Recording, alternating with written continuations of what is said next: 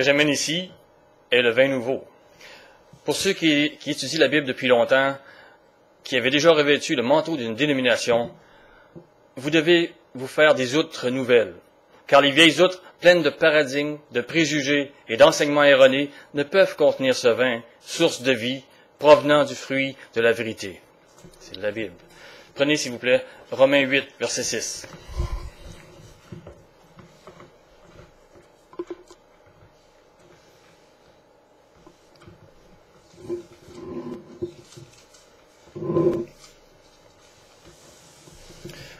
Paul nous dit, « Et l'affection de la chair, c'est la mort, tandis que l'affection de l'esprit, c'est la vie et la paix. » Nous avons ici la mort et la vie.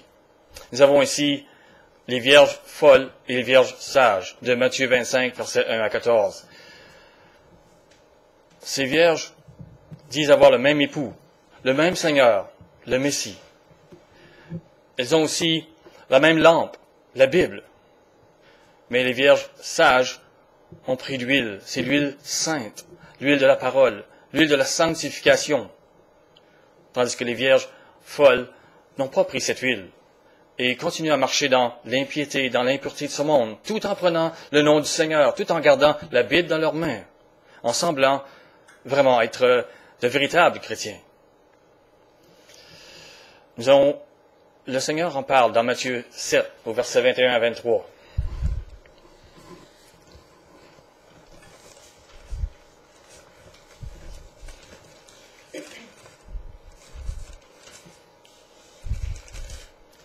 Il dit, « Ceux qui me disent, Seigneur, Seigneur, n'entreront pas tous dans le royaume des cieux. Les vierges folles n'entreront pas dans le royaume. Pourquoi? Mais seulement celui qui fait la volonté de mon Père qui est dans les cieux.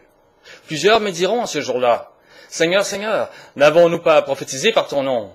N'avons-nous pas chassé des démons par ton nom? N'avons-nous pas fait des miracles par ton nom? Alors je leur dirai ouvertement, je ne vous ai jamais connus. Retirez-vous de moi, vous qui offensez la loi de Dieu.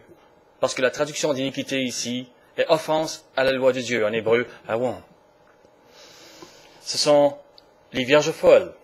Retournons à Romains 8.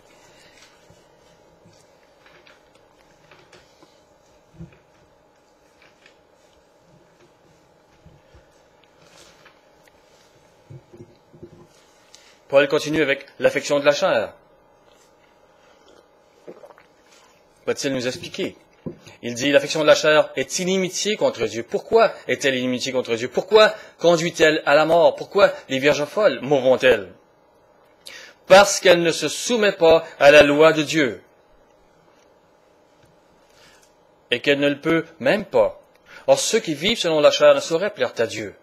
Ceux qui vivent en transgressant la loi ne sauraient plaire à Dieu. Nous allons voir dans 1 Jean, verset 3 et 3, 4. Nous allons définir ce qu'est le péché. Quiconque a cette espérance en lui se purifie comme lui-même est pur. On s'entend que la purification, la pureté est l'absence de péché. Et il dit, quiconque pêche transgresse la loi. Et le péché est la transgression de la loi. Au verset 6, il dit, quiconque demeure en lui ne transgresse point la loi, et quiconque transgresse la loi ne l'a pas vue, ne l'a pas connue. Nous allons retourner dans Romains. Et nous allons aller chercher dans Romains 2, verset 13.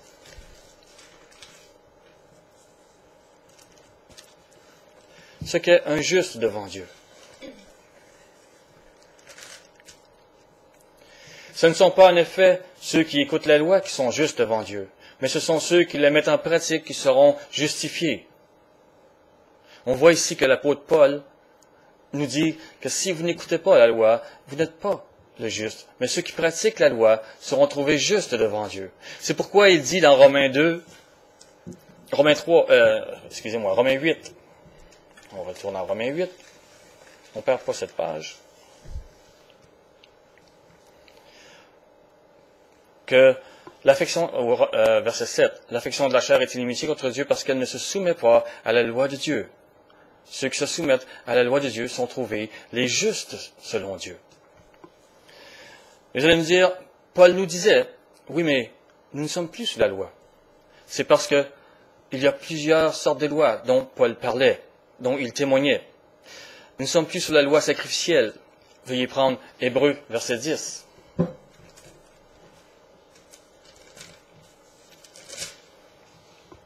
Hébreux 10, verset 1. Excusez-moi.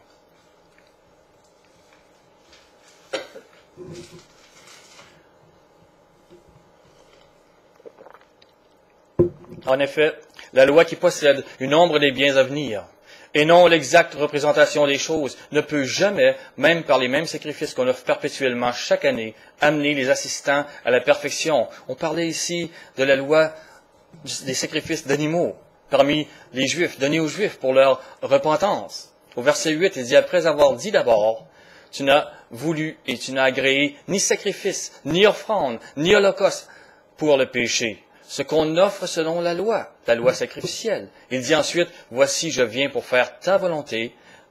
Il supprime ainsi la première chose. Il supprime la loi sacrificielle pour établir la seconde. Au verset 14, il dit, car par une seule offrande, c'est l'offrande du Messie, il a amené à la perfection pour toujours ceux qui sont sanctifiés. On continue, c'est ce que le Saint-Esprit nous atteste aussi, car après avoir dit, voici l'alliance que je ferai avec eux, après ces jours-là, dit le Seigneur, je mettrai mes lois dans leur cœur, je les écrirai dans leur esprit. On voit bien ici que la loi sacrificielle est abolie à cause du sacrifice parfait de l'agneau, mais que les lois de Dieu, les lois sur l'impureté, les lois sur la piété, sont encore vivantes, et que c'est le Saint-Esprit qui les met dans nos cœurs. Donc, lorsque Paul dit que nous ne sommes plus sous la loi sacrificielle, c'est réel. Maintenant, nous parlons du judaïsme. Paul était dans Galates 1,14. Paul était dans la tradition du judaïsme. Il était très zélé. Au verset 14, Galates 1,14,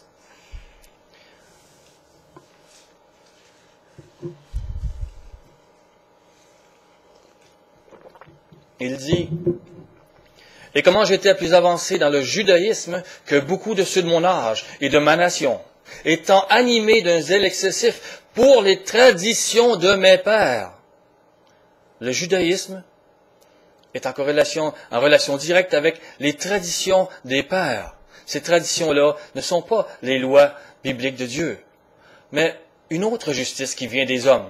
On va le voir dans Matthieu 15.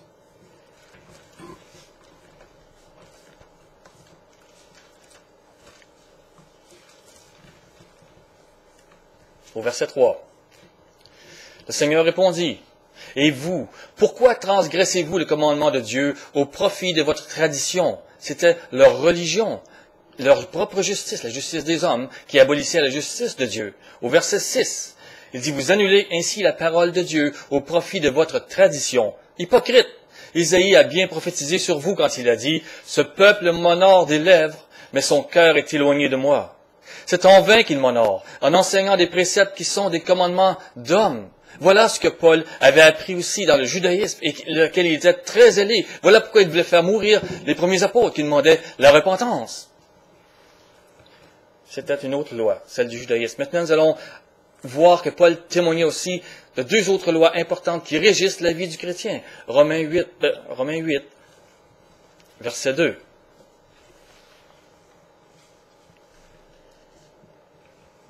Ces lois sont puissantes. Il faut comprendre de quoi il en retourne. Romains 8, 2, il dit, « En effet, la loi de l'esprit de vie dans le Messie Yeshua. » De quoi parle-t-il?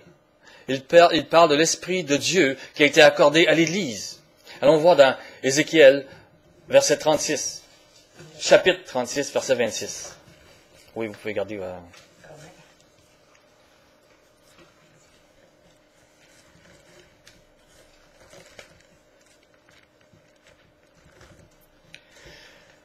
Il dit, c'est 36, 26. Le chapitre 36, verset 26. Il dit, je vous donnerai un cœur nouveau, je mettrai en vous un esprit nouveau, j'ôterai de votre corps le cœur de pierre, et je vous donnerai un cœur de chair, car les hommes, quand ils tuent, quand ils volent, quand ils convoitent, sont méchants. Dieu leur demande de suivre ses lois, qui sont amour. Je mettrai mon esprit en vous, et je ferai en sorte que vous suiviez mes ordonnances, et que vous observiez et pratiquiez mes lois. Voilà ce qui était promis pour la nouvelle alliance. Prenez Ézéchiel 11, verset 19. Ce n'est pas une chose à la légère. Elle a été promise à plusieurs endroits, et elle a été donnée à la Pentecôte. C'est l'esprit de vie. 11, 19, qui dit, je leur donnerai un même cœur, je mettrai en vous un esprit nouveau, j'ôterai de leur corps le cœur de pierre, et je leur donnerai un cœur de chair, afin qu'ils suivent mes ordonnances, et qu'ils observent et pratiquent mes lois. Voilà ce que Dieu voulait faire avec l'Église, avec le peuple de la Nouvelle Alliance. Nous prenons Jérémie, 31, 33, s'il vous plaît, chapitre 31. Les prophètes annonçaient ces choses. Mais voici l'alliance que je ferai avec la maison d'Israël, la nouvelle alliance. Après ces jours-là, dit l'Éternel, je mettrai ma loi au-dedans d'eux, je l'écrirai dans leur cœur, je serai leur Dieu et ils seront mon peuple. Voici ce qui était la loi d'esprit de vie qui était enseignée. Nous prenons Romains 8, verset 2, s'il vous plaît. Donc, cette loi d'esprit de vie qui met en nous les lois de Dieu, les imprègne dans nos cœurs et nos esprits, il dit, m'a affranchi, m'a délivré de la loi du péché et de la mort. Quelle est donc cette nouvelle loi? Paul en a témoigné au verset 21, chapitre 7, verset 21, juste avant. Il dit, je trouve donc en moi cette loi. Quand je veux faire le bien, le mal est attaché à moi. Car je prends plaisir à la loi de Dieu selon l'homme intérieur. Il parle des commandements de Dieu, des lois qui sont dans l'Ancien Testament, les 10 commandements et les commandements qui touchent les relations humaines et la piété. Il dit, je prends plaisir à cela. Mais je vois dans mes membres une autre loi qui lutte contre la loi de mon entendement et qui me rend captif de la loi du péché qui est dans mes membres. Voilà la loi qui nous conduit à la mort, la loi du péché et de la mort. Et c'est la loi de l'esprit de vie, le Saint-Esprit, qui nous affranchit, qui nous délivre de cette loi du péché qui est dans nos membres, que nous ne pouvons vaincre sans l'Esprit de Dieu, qui a été donné grâce au sacrifice de l'agneau, au sacrifice de Jésus-Christ. Nous allons dans Romains 6. Paul est constant. Il n'abolit pas la loi. Il dit, que dirons-nous donc? 6.1. Demeurerions-nous dans le péché, afin que la grâce abonde? Loin de là, dit-il avec force. Nous qui sommes morts au péché, comment vivrions-nous encore dans le péché? Si on peut dire, que dirons-nous donc? Est-ce que nous continuerions à transgresser la loi afin que la grâce abonde? Loin de là, dit Paul. Nous qui avons cessé de transgresser la loi, comment vivrions-nous encore en transgressant la loi? Voilà ce que Paul est en train de dire. Au verset 12, il dit, que le péché ne règne donc point dans vos corps mortels, et n'obéissez pas à ses convoitises. Ne livrez pas vos membres à la transgression de la loi, comme des instruments qui offenseraient la loi de Dieu. N'oubliez pas, l'iniquité, c'est l'offense à la loi de Dieu. Paul est constant, c'est ce qu'il dit. Au verset 14, lorsqu'il dit, car le péché n'aura point de pouvoir sur vous, puisque vous êtes non sous la loi. Il parle de la loi qui est dans nos membres, de notre chair, qu'on ne peut, dont il a témoigné qu'on ne peut vaincre, mais sous la grâce. Il parle de la grâce qui nous permet par le Saint-Esprit de vaincre cette loi, qui nous a affranchis, qui nous amène à marcher dans les voies de Dieu. Voilà ce qui a été fait. Quoi donc? D'ailleurs, dit Paul, pécherions-nous parce que nous sommes non sous la loi? Est-ce qu'on continuerait à transgresser la loi parce que nous avons vaincu la loi qui est dans notre chair, mais sous la grâce à l'Esprit qui nous donne de vaincre? Paul dit, loin de là. Il n'en est pas question. Il dit, ne savez-vous pas, qu'en vous livrant à quelqu'un comme esclave pour lui obéir, vous êtes esclave de celui à qui vous obéissez, soit du péché qui conduit à la mort, c'est-à-dire la transgression de la loi qui conduit à la mort, soit de l'obéissance qui conduit à la justice. Si le péché est la transgression de la loi, l'obéissance, c'est l'obéissance à la loi de Dieu. qui conduit à la justice, qui est la justice de la loi. Prenez Romains 8, verset 4. C'est pourquoi Paul écrit, et cela afin que la justice de la loi soit accomplie en nous. Il est entier, il veut que ces choses soient arrivées. Nous qui marchons non selon la chair, c'est-à-dire selon la transgression de la loi, mais selon l'Esprit. L'Esprit qui nous inculque en nous la sainteté, qui nous inculque en nous de pratiquer les lois saintes de Dieu. On retourne au verset 6, 17, au chapitre 6, verset 17, s'il vous plaît, juste avant. Mais grâce soit rendue à Dieu, de ce qu'après avoir été esclaves du péché, vous avez obéi de cœur à la règle de doctrine dans laquelle vous avez été instruits. Si l'esclavage du péché, c'est l'esclavage de ceux qui transgressent la loi, donc la règle de doctrine est ceux qui ont appris à pratiquer la loi de Dieu. Ayant été affranchis du péché, vous êtes devenus esclaves de la justice. C'est la justice de la loi. Paul est constant. Il répète toujours les mêmes choses. Les gens ne comprennent pas, ne saisissent pas, mais il n'abolit pas du tout la loi de Dieu. Nous allons au verset 19, à la fin du verset 19, où il dit, « Mais maintenant, livrez vos membres comme esclaves à la justice pour arriver à la sainteté. » Ce n'est sûrement pas parce qu'il veut dire de transgresser la loi. C'est la justice de la loi de Dieu, qui est sainte. Nous allons dans Philippiens 3, verset 14.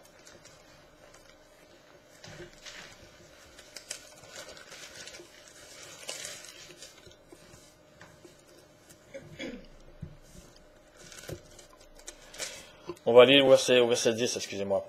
Philippiens 3, 10, à la fin du verset 10, il dit, « Pour parvenir, si je puis, à la résurrection d'entre les morts. » Il dit, ce n'est pas que j'ai déjà remporté le prix. Ce n'est pas une chose qu'on dit, oui, je crois, maintenant je suis sauvé, maintenant c'est la vie. Paul dit qu'il n'est même pas sûr d'avoir remporté le prix. Dans Jacques 2, 19, on n'ira pas, mais vous pouvez prendre une référence. Jacques nous dit que les démons croient et ils tremblent, mais ça ne fait pas des démons des êtres qui sont sauvés parce qu'ils ne se repentent pas, qu'ils ne marchent pas dans les voies de Dieu. Il ne s'agit pas de dire, on croit qu'il y a un Dieu. Oui, les démons croient qu'il y a un seul Dieu, dit Jacques. Et ils tremblent. Mais ils ne sont pas sauvés pour autant. Le vrai chrétien, celui qui est vraiment fidèle à Dieu, se soumet à la volonté de Dieu, aux lois de Dieu. C'est pour ça que Paul continue en disant, ou que j'ai déjà atteint la perfection. La perfection, c'est l'absence de péché. Mais je cours pour tâcher de la saisir, puisque moi aussi, j'ai été saisi par le Messie Yeshua. Frère, je ne pense pas l'avoir saisi, mais je fais une chose, oubliant ce qui est en arrière et me portant vers ce qui est en avant. Je cours vers le but pour remporter le prix de la vocation céleste de Dieu en Jésus-Christ.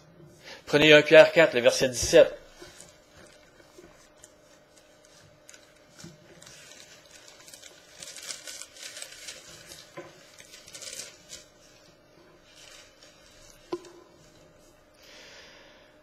Parce que car c'est le moment où le jugement va commencer par la maison de Dieu.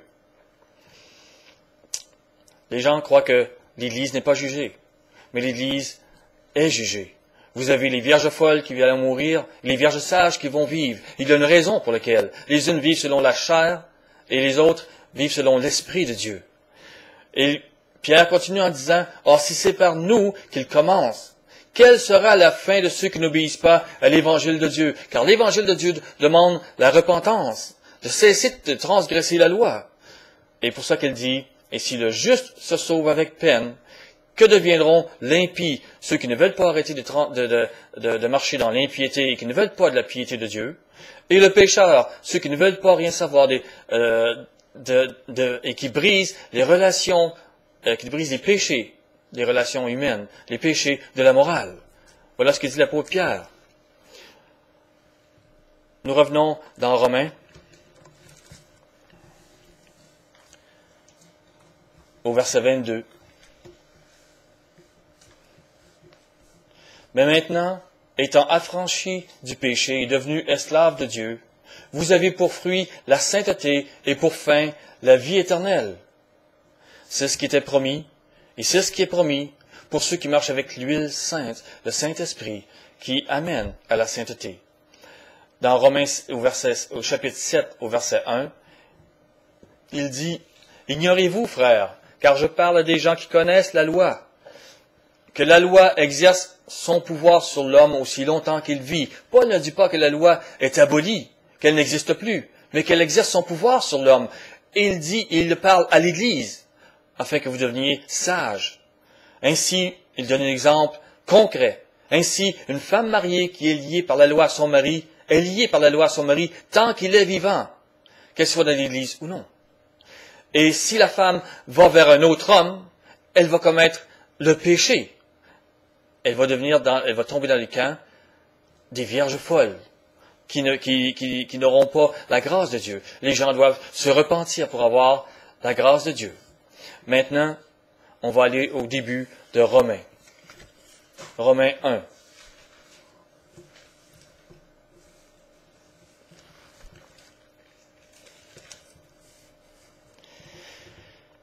Le premier mot, c'est Paul.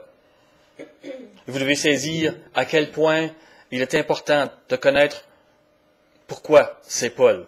Parce que Paul représente les Juifs.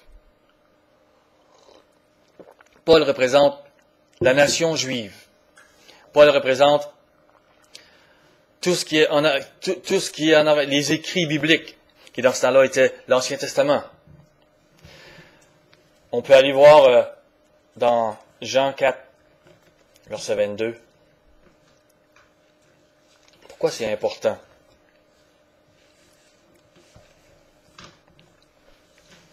Jésus rencontre la Samaritaine qui représente les païens. Et il parle d'adoration. Les païens ne savent pas ce qu'ils adorent. Les païens adorent par leur culte, par leur rite, des démons. Et le Seigneur lui dit, vous adorez ce que vous ne connaissez pas. Nous, les Juifs, nous adorons ce que nous connaissons. Parce qu'ils ont appris par les oracles vivants, ils l'ont appris par le Dieu Tout-Puissant qui leur a enseigné ce qu'étaient les lois saintes, les lois de la piété, les lois de la moralité. Et il dit, car le salut vient des Juifs.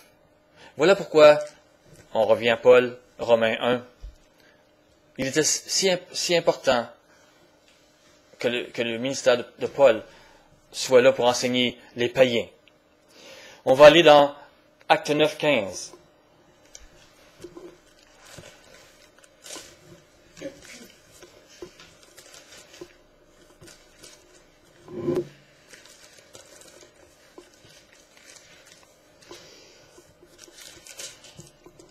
Paul, il écrit, mais le Seigneur lui dit, va, car cet homme est un instrument que j'ai choisi pour porter mon nom devant les nations, c'est devant les peuples païens, devant les rois et devant les fils d'Israël. Paul était un homme choisi de la nation juive pour porter la vérité au peuple païen.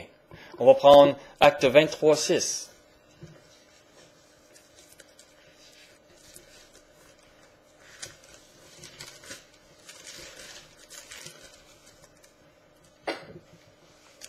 Paul, sachant qu'une partie de l'assemblée était composée de Sadducéens et l'autre de pharisiens, s'écria dans le Sanhédrin, « Homme frère, je suis pharisien, fils de pharisien. C'est à cause de l'espérance de la résurrection des morts que je suis mis en jugement. » Paul avait appris les lois de Dieu. On va aller dans Acte 22, au verset 3. Paul dit, « Je suis juif, né à Tars en Cilicie, mais j'ai été élevé dans cette ville-ci et instruit aux pieds de Gamaliel dans la connaissance exacte de la loi de nos pères, étant plein de zèle pour Dieu, comme vous l'êtes tous aujourd'hui. » Paul a appris les lois de Dieu. On va aller dans Acte 26, au verset 17.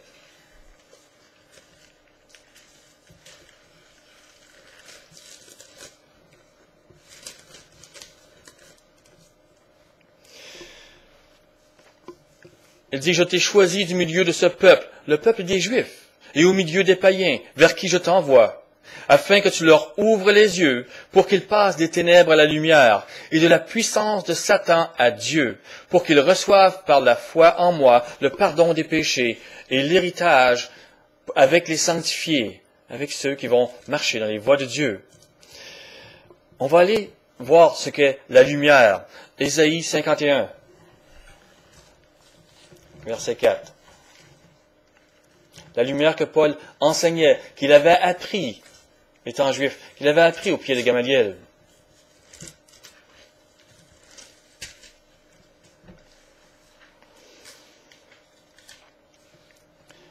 Mon peuple, sois attentif, ma nation, prête l'oreille, car la loi sortira de moi, et j'établirai ma loi pour être la lumière des peuples.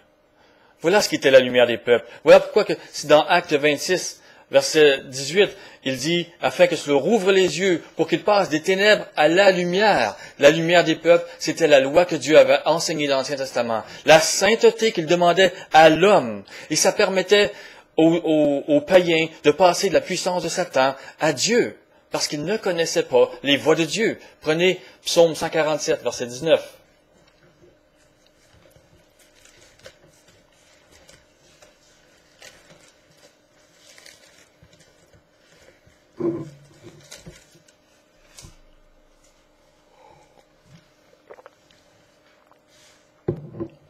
Il est écrit, il révèle sa parole à Jacob, ses lois et ses ordonnances à Israël. Il n'a pas agi de même pour toutes les nations, et elles ne connaissent point ses ordonnances. Les nations ne connaissent pas les ordonnances de Dieu. Ils ne savent pas comment marcher avec le Dieu vivant. Ils ne savent pas ce qu'est la repentance. Et Paul l'avait apprise au pied de Gamaliel. Paul était l'homme choisi, juif, qui pouvait enseigner la lumière aux païens, qui avait appris seulement le mensonge, les voies et les cultes de Satan. On retourne dans Romains, verset 1, chapitre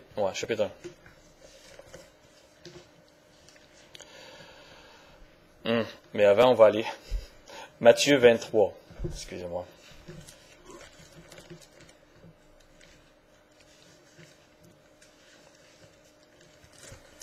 Verset 1. Alors Yeshua, parlant à la foule et à ses disciples, dit, les scribes et les pharisiens sont assis dans la chaire de Moïse. Il ne s'agit pas ici de la chaire, mais bien de la tribune, de l'enseignement de Moïse. Il dit, faites donc et observez tout ce qu'ils vous disent, mais n'agissez pas selon leurs œuvres, car ils disent et ne font pas. Voilà, ils enseignaient les voies de Dieu, mais ils volaient les voies de Dieu par leur tradition. Et le Seigneur disait à ses disciples de suivre ce qui était écrit, parce qu'ils enseignaient les voies qui étaient données à Moïse, les voies saintes.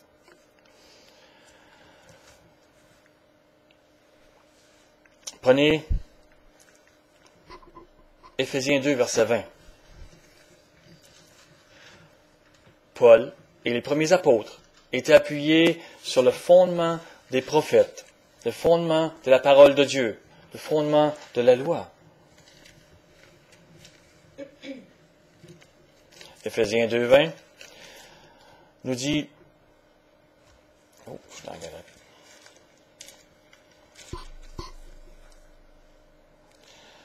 vous avez été édifiés sur le fondement des apôtres et des prophètes, Jésus-Christ lui-même étant la pierre angulaire.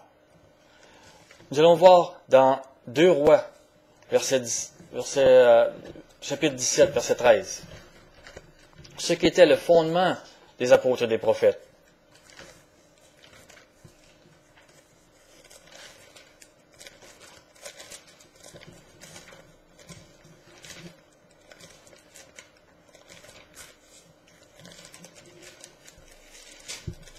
Deux Rois 17, 13.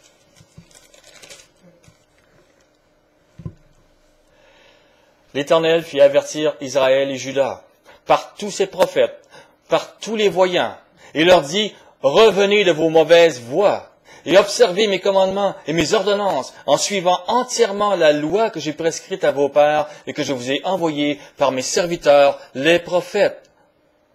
Les apôtres suivaient cette voie. Ils imitaient Yeshua qui marchait dans cette voie, et ils imitaient les prophètes. C'était la voie des prophètes. Prenez Néhémie 9, 26. Juste avant les psaumes. Juste avant Job.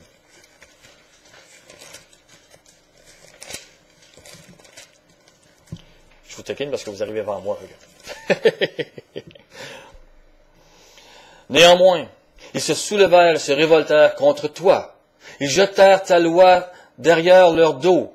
Comment ont-ils fait pour se révolter contre le Dieu d'Israël?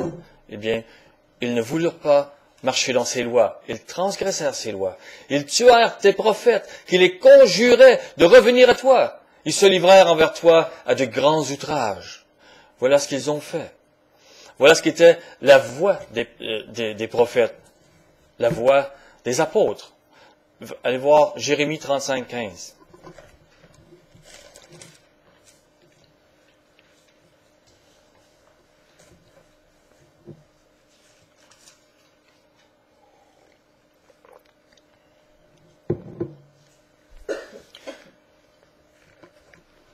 Il dit, « Je vous ai envoyé tous mes serviteurs, les prophètes. Je les ai envoyés dès le matin pour vous dire que chacun de vous revienne de sa mauvaise voie. Amendez vos actions. N'allez pas auprès d'autres dieux pour les servir. » Voilà ce que Dieu disait à son peuple. Voilà ce que Dieu disait par les prophètes. Voilà ce qu'ont fait les apôtres. Prenez Acte 20, verset 21.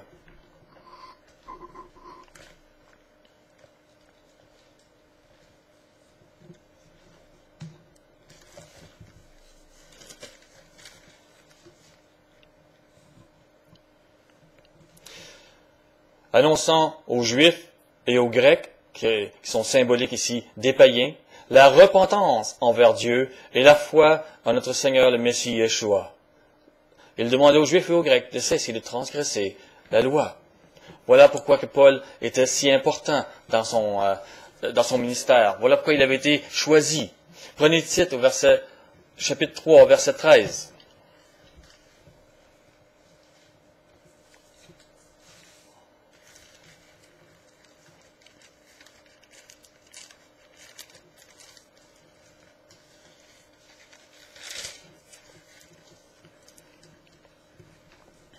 Paul dit à Tite, « Aie soin de pourvoir au voyage de Zénas, le docteur de la loi, et d'Apollos, qui était aussi un érudit, qui était aussi un docteur de la loi, en sorte qu'il ne leur manque rien. » Paul savait comment que le docteur de la loi, Zénas, et qu'Apollos étaient des cadeaux venus de Dieu pour enseigner la vérité et la sainteté, comment marcher avec le Dieu d'Israël. C'est pourquoi au verset 14, il dit, « Il faut que les nôtres aussi apprennent à pratiquer de bonnes œuvres pour subvenir aux besoins pressants, afin qu'ils ne soient pas sans produire de fruits. Les bons fruits, vous pouvez les suivre lorsque vous suivez la voie, la volonté de Dieu, les lois saintes de Dieu. » Voilà pourquoi ces hommes étaient aussi importants. Voilà pourquoi Paul disait à Tite de prendre soin d'eux. Retournons dans Romains 1.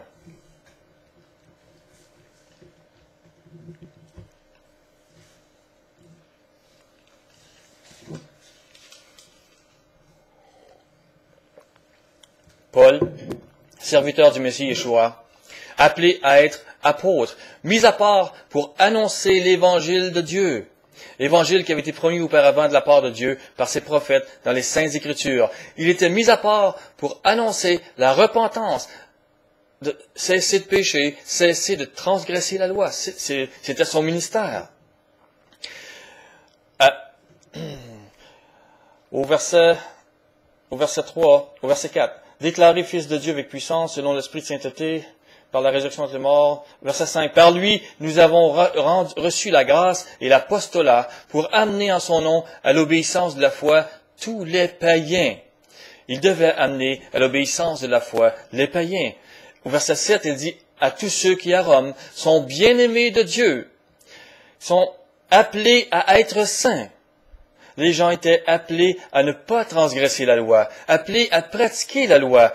Ils sont appelés à cela et Paul avait la formation pour les conduire dans ce sens. On continue au verset 16.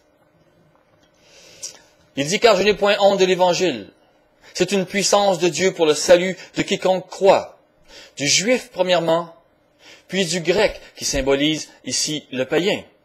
Parce qu'en lui, le grec, le païen, est révélé la justice de Dieu par la foi, c'est-à-dire ceux qui peuvent être sauvés, ceux qui peuvent se sanctifier, ceux qui peuvent se mettre à pratiquer les lois de Dieu parce qu'il croit au Messie Yeshua. Et pour la foi, selon qu'il est écrit, le juste vivra par la foi. Parce qu'il croit, il va marcher dans les voies de Dieu. Et celui qui pratique les lois, celui qui marche dans la sainteté, c'est celui qui fait partie des vierges sages. Et c'est celui qui sera justifié à la fin. Voilà ce que dit Paul. Voilà pourquoi il continue au verset 18. La colère de Dieu se révèle du ciel contre toute impiété. Impiété, c'est le péché. C'est la transgression des lois de la piété, et c'est de ne pas vouloir renoncer à cette impiété qui est dans la société et qui fait partie des rites païens. Et de toute injustice des hommes qui retiennent injustement la vérité captive. S'ils sont injustes et s'ils peuvent retenir la vérité captive, c'est qu'ils sont enseignants. Ils sont enseignants dans des centres, ils sont enseignants dans des écoles, ils sont enseignants, mais ils peuvent le faire, et malheureusement, ils le font. Ils n'ont pas pour maître celui qui veut que nous marchions dans la sainteté. Et c'est pourquoi qu'au verset 14, au verset 24, nous lisons, c'est pourquoi Dieu les a livrés à l'impureté. C'est l'autre forme de péché. Tous ceux qui brisent les lois de la moralité qui sont écrites dans les 6 derniers commandements, et dans Lévitique, et dans Exode, et dans Deutéronome. Les lois qui sont de Dieu. Ceux qui marchent dans l'impureté n'auront pas, ne trouveront pas grâce devant Dieu. On va continuer. Romains 2, au verset 4. Ou méprises-tu les richesses de sa bonté, de sa patience, de sa longanimité, ne reconnaissant pas que la bonté de Dieu te pousse à cesser de transgresser la loi? C'est la repentance. C'est ce que Dieu nous demande. Vous devez le reconnaître. Mais par ton endurcissement et par ton cœur impénitent, c'est-à-dire qui ne veut pas cesser de transgresser la loi, qui ne veut pas cesser de pécher, tu t'amasses un trésor de colère pour le jour de la colère et de la manifestation du juste jugement de Dieu, qui rendra à chacun selon ses œuvres. Les vierges folles et les vierges sages disent avoir le même Seigneur, mais elles recevront chacun selon leurs œuvres. Il réserve la vie éternelle à ceux qui par la persévérance à bien faire, c'est-à-dire à pratiquer les lois de Dieu, cherchent l'honneur, la gloire et l'immortalité. Mais l'irritation et la colère à ceux qui par esprit de dispute sont rebelles à la vérité et obéissent à l'injustice. Tribulation et angoisse sur toute âme d'homme qui fait le mal. Sur le juif premièrement, puis sur le grec, qui représente le païen comme on. Gloire, honneur et paix pour quiconque fait le bien. Pour le juif premièrement, puis sur le grec. Car devant Dieu, il n'y a point de favoritisme. Maintenant, écoutez bien le verset 12. C'est très important. Paul va vous montrer comment il voit le juif, comment il voit le grec. Et il va être constant dans le chapitre 3. Ces choses suivent. Il dit, tous ceux qui ont péché sans la loi. Les sans la loi, ce sont les Grecs, les païens. Il leur dit, tous les païens qui transgressent la loi, périront aussi sans la loi. Et tous ceux qui ont péché avec la loi, il parle des Juifs. Il dit, tous les Juifs qui transgressent la loi seront jugés par la loi. Voilà ce qu'il est en train de dire. Ceux qui sont sans la loi sont les païens, les Grecs. Ceux qui sont avec la loi sont les Juifs. C'est pourquoi au verset 13, il dit, ce ne sont pas en effet ceux qui écoutent la loi qui sont justes devant Dieu, mais ce sont ceux qui la mettent en pratique qui seront justifiés, qu'ils soient juifs ou qu'ils soient païens. Au verset 14, il dit, quand les païens qui n'ont point la loi font naturellement ce que prescrit la loi, ils sont, eux qui n'ont point la loi, une loi pour eux-mêmes. C'est ce qui sera vu. Au verset 16, il dit, c'est ce qui paraîtra au jour où, selon mon évangile, Dieu jugera par le Messie Yeshua les actions secrètes des hommes. C'est l'évangile de la repentance. Et Dieu va juger les hommes selon les lois qui sont dans l'Ancien Testament, qui ont été données selon les lois que parlaient les premiers apôtres et parlait l'apôtre Paul. Prenez Deutéronome 30, s'il vous plaît. Je dirais même Deutéronome 29 au verset 26.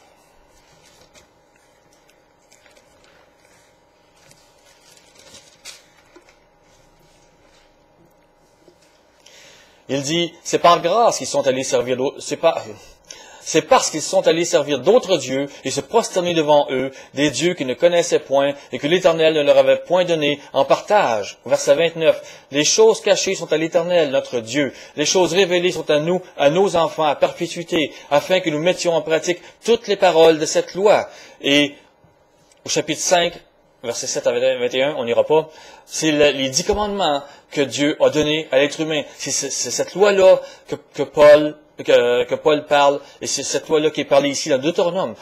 Au chapitre 30, au verset 11, il dit, ce commandement que je te prescris, c'est la loi. Aujourd'hui, n'est certainement pas au-dessus de tes forces et hors de ta portée. Il n'est pas dans le ciel pour que tu dises, qui montera pour nous au ciel et ira nous le chercher? Qui nous le fera entendre afin que nous le mettions en pratique? Il n'est pas de l'autre côté de la mer pour que tu dises, qui passera pour nous de l'autre côté de la mer et ira nous le chercher? Qui nous le fera entendre afin que nous le mettions en pratique? Ce ne sera pas une loi qui va arriver tout d'un coup et qu'on va dire, oui, mais on ne le savait pas celle-là. On ne l'a jamais entendu, Seigneur. Tu ne l'avais pas dit. Non. Il l'a mis dans la nation d'Israël. Il l'a annoncé aux nations. Il l'a donné à l'Église. Elle est dans votre Bible. Et les gens ne veulent pas l'écouter. Il dit, verset 14, c'est une chose au contraire, qui est tout près de toi, dans ta bouche, dans ton cœur, afin que tu la mettes en pratique. Au verset 19, il dit, j'en prends aujourd'hui témoin contre vous, le ciel et la terre. J'ai mis devant toi la vie et la mort. Vous pouvez marcher soit dans la chair, soit dans l'esprit, soit dans la grâce, dans la loi que Dieu a donnée. J'ai mis devant toi la vie et la mort, la bénédiction et la malédiction. Choisis la vie, afin que tu vives, toi et ta postérité, pour aimer l'Éternel, ton Dieu, pour obéir à sa voix et pour t'attacher à lui. Si vous marchez dans le péché, vous ne vous attachez pas à l'Éternel, le Dieu d'Israël, le Dieu vivant, le Père de Yeshua. Nous retournons dans Romains, au verset 2, au chapitre 2.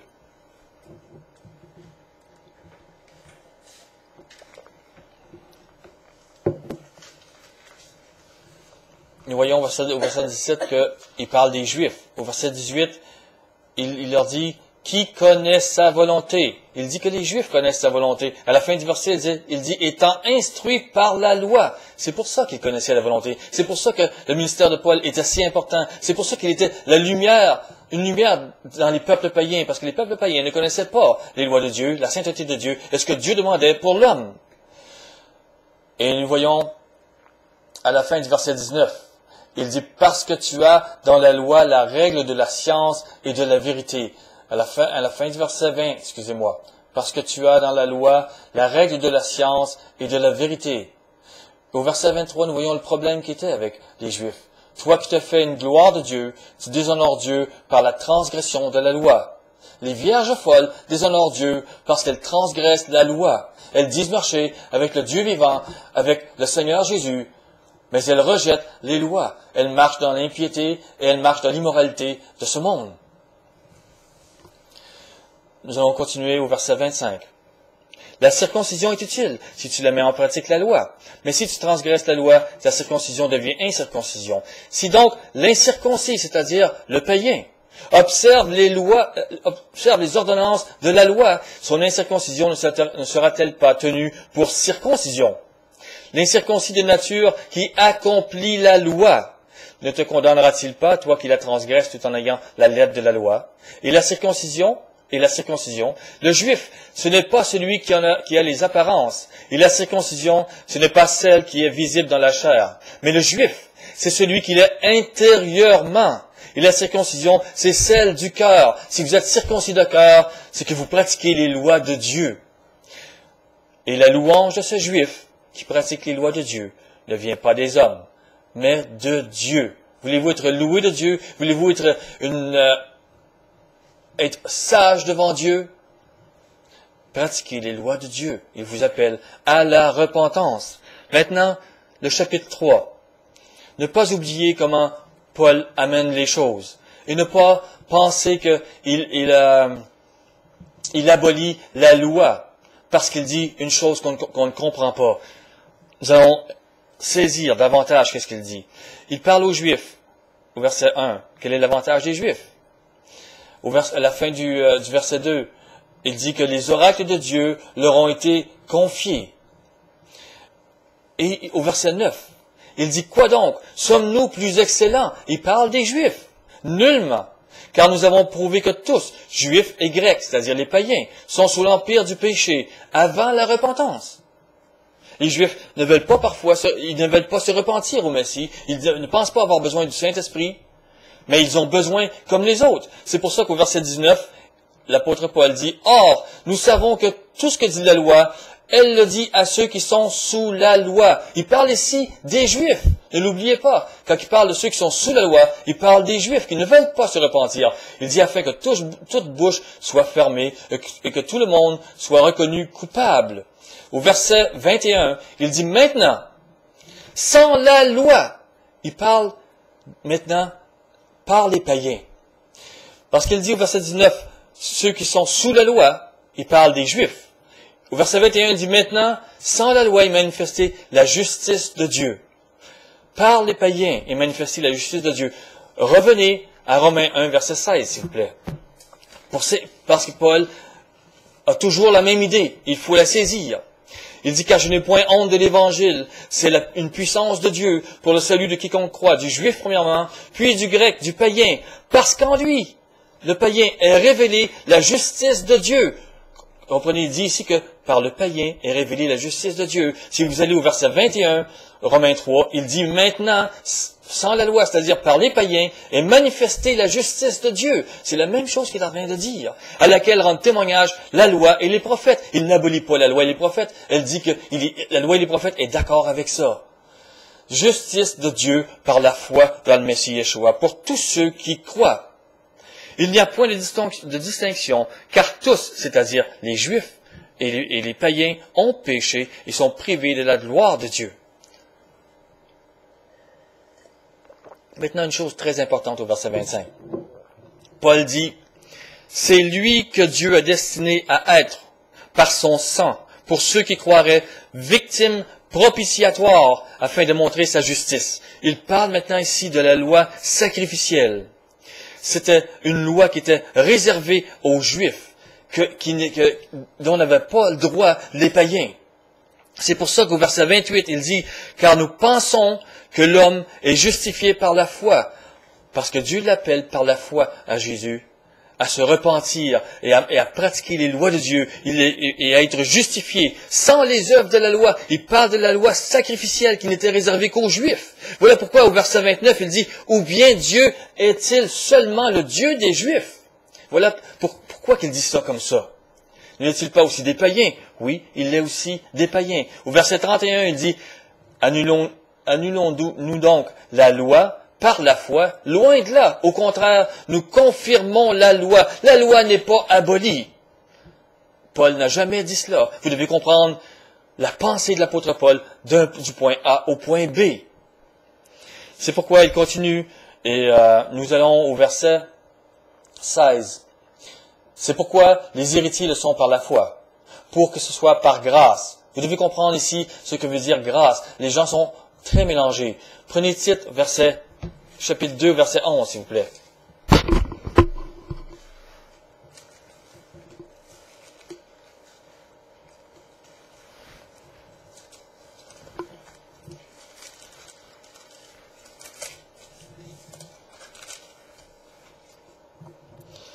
Il dit, « Car la grâce de Dieu, source de salut pour tous les hommes, a été manifestée. Elle nous enseigne à renoncer à l'impiété et aux convoitises mondaines et à vivre dans le siècle présent selon la sagesse, la justice et la piété. » La grâce de Dieu nous enseigne à renoncer à l'impiété. L'impiété qui est écrite et nommée dans les 10 commandements, qui nous dit ce qu'est l'impiété et ce qu'est la piété. La grâce de Dieu nous enseigne à marcher avec sagesse dans la justice, dans les lois de la justice, et dans la piété, dans les lois de la piété. La grâce de Dieu fait cela. Si vous n'êtes pas appelé à la repentance, si vous ne voulez pas marcher dans les voies de Dieu, c'est que vous n'êtes pas appelé par la grâce de Dieu. Et vous voulez marcher encore dans le péché de ce monde. Nous allons continuer dans Romains.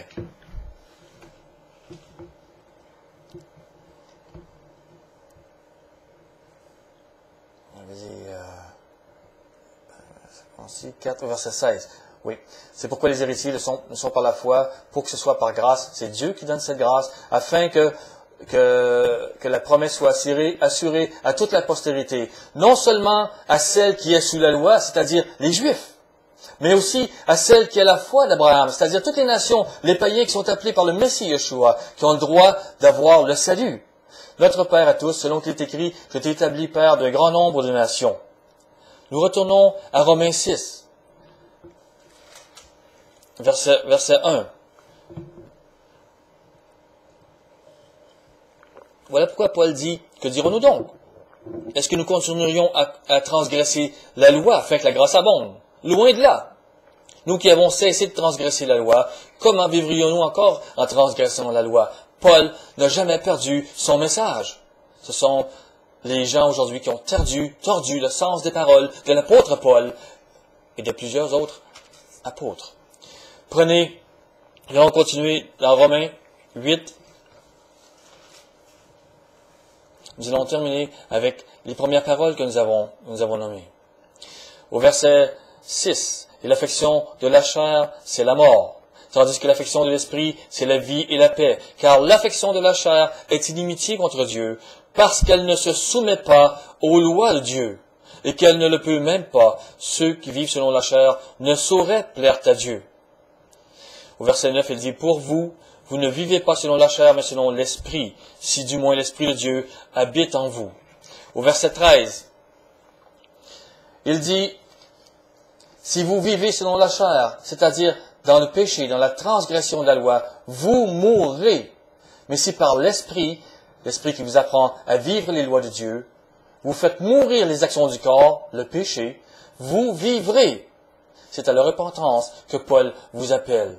Il n'a jamais aboli les lois de Dieu, comme votre Seigneur n'a jamais non plus aboli les lois de Dieu. Soyez parmi les vierges sages et ne vous réjouissez pas avec les vierges folles. C'était le message.